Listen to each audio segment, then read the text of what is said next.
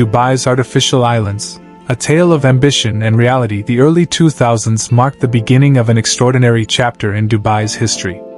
As the emirate sought to cement its position as a global tourist destination and diversify its economy beyond oil, a series of audacious plans were set in motion.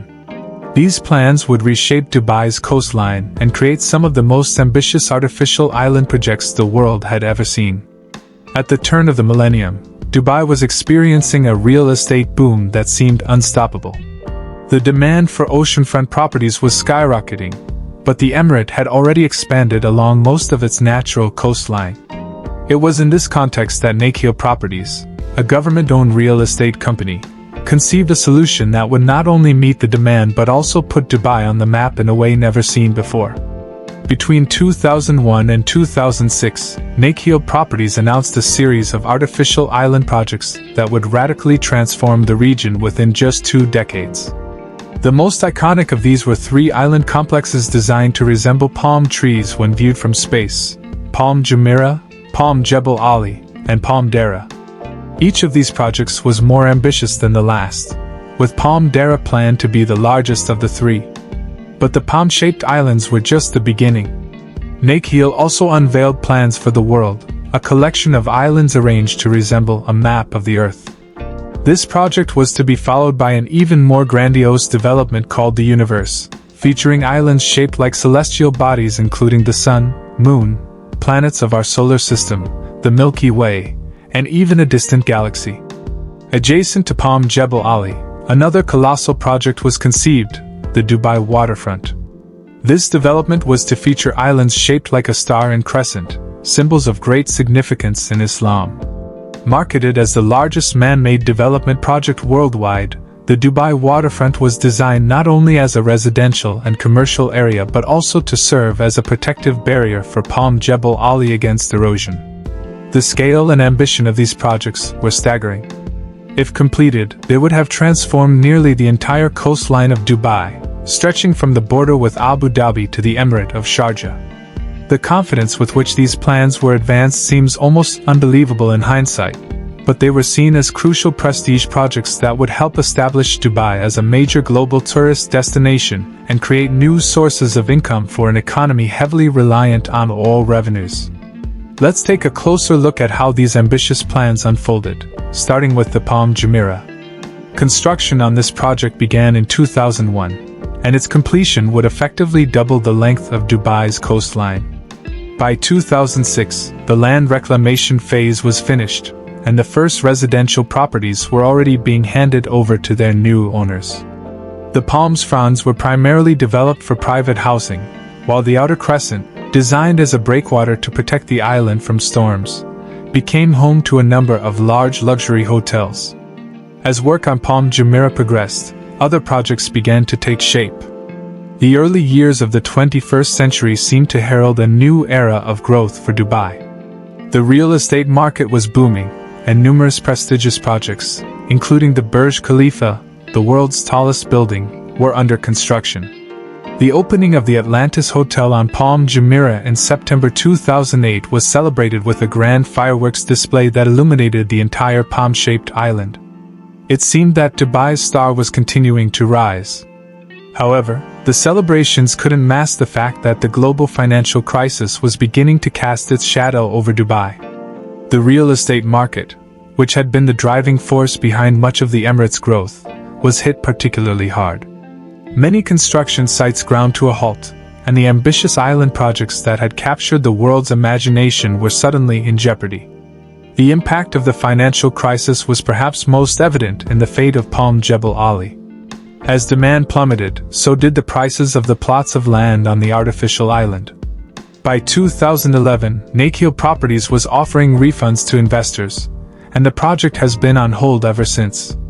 Today, Palm Jebel Ali stands as a stark reminder of Dubai's interrupted ambitions, with empty sandbanks stretching 7 kilometers into the sea, seemingly forgotten behind the bustling Jebel Ali port. The Dubai Waterfront project faced a similar fate.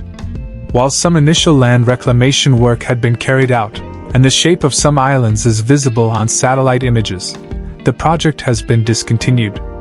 The grand vision of a star and crescent rising from the Arabian Gulf remains unrealized. Palm Deira, which was planned to be the largest of the Palm Islands, also fell victim to the changing economic landscape. In 2013, recognizing the challenges of completing the project as originally envisioned, Nakheel decided to rebrand and scale down the development. Now known as Deira Islands, the project has seen some progress, with plans for a mall, high-rise buildings, and a shopping street. While not the grand Palm originally conceived, this scaled-down version represents an attempt to salvage something from the ambitious plans of the pre-crisis era. Perhaps the most poignant symbol of Dubai's interrupted dreams is the world. Land reclamation for this project was largely completed before the financial crisis hit, and many of the islands had already been sold to investors. However, as the global economy faltered, many of these investors found themselves facing financial difficulties of their own. As a result, development on the island stalled. Even as investment in Dubai began to recover in the years following the crisis, the world struggled to attract renewed interest. A decade after its initial unveiling, the project seemed to belong to a different era. Concerns about the viability and longevity of the world began to surface. Reports emerged suggesting that the narrow channels between the islands were beginning to fill with sand, raising questions about the project's long-term sustainability. The specter of rising sea levels, a growing global concern, cast further doubt on the wisdom of such low-lying artificial island developments. These challenges were not limited to the world. Residents of Palm Jumeirah, the most successful of the artificial island projects, began to voice concerns about water quality. The breakwater that protects the palm from erosion also impedes natural tidal movements, leading to stagnation of the seawater within the development. This issue highlighted the complex environmental challenges posed by such large-scale alterations to the natural coastline. Indeed, as the initial excitement over these megaprojects began to wane, environmental concerns came increasingly to the fore. The creation of these artificial islands involved the relocation of vast quantities of sand, dredged from Dubai's shallow coastal waters and piled onto the seabed. This dramatic reshaping of the marine environment has had significant impacts on local ecosystems. There are concerns that the dredging has destabilized the coastal soil, potentially leading to erosion of the natural coastline. While these environmental consequences were not unknown when the projects were conceived, it has become increasingly difficult to market developments that are perceived as environmentally harmful. In recent years, there has been a shift towards incorporating environmental sustainability into new development projects in Dubai and around the world. Another issue that has gained increased attention is the working conditions of the migrant laborers who built these massive projects. Reports of poor living conditions, low wages, and limited rights for these workers have cast a shadow over Dubai's glittering developments and raised questions about the human cost of such rapid construction. Despite these challenges, development on some of the artificial islands has continued, albeit at a much slower pace than originally envisioned. On the world, for instance, the first signs of life began to appear in the early 2010s. A single villa, serving as a show home to promote the project, was the first structure to be completed. In 2012, the Royal Island Beach Club opened on Lebanon Island, catering to day trippers who could access the island by boat. However, the most significant development on the world was announced in 2014. An Austrian real estate investor unveiled plans for a project called the Heart of Europe, which aims to create a miniature version of Europe spread across several of the islands. This ambitious development includes luxury hotels inspired by European destinations such as Venice and Monaco, restaurants offering European cuisine, and even plans for a plaza on the Swiss island where artificial snow will fall. While construction is ongoing, it remains to be seen whether this project will achieve the economic success its developers hope for. As we reflect on the story of Dubai's artificial islands, it's important to recognize that risky development projects are not unique to this emirate. Around the world, ambitious construction projects sometimes fail to live up to their initial promise. In urban development, prestige projects often serve a greater role than merely being financially successful in their own right. They can attract tourists to a region and support the broader local economy in various ways.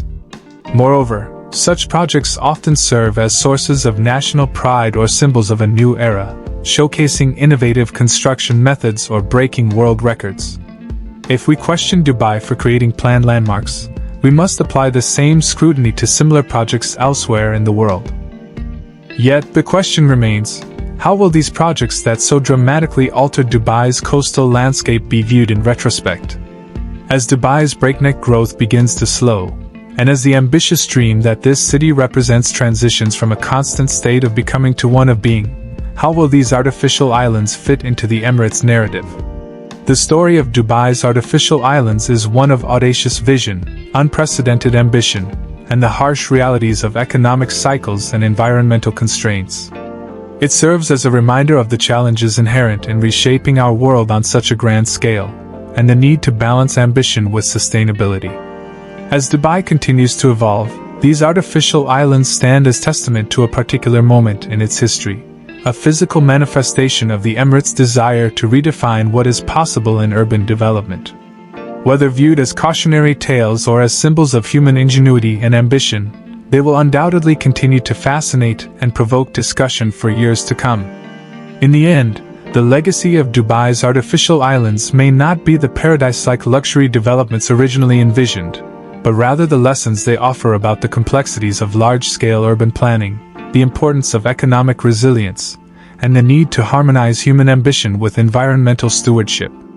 As we look to the future of urban development around the world, the story of these islands serves as both an inspiration and a warning, reminding us of the power of human ambition and the importance of tempering that ambition with foresight and responsibility.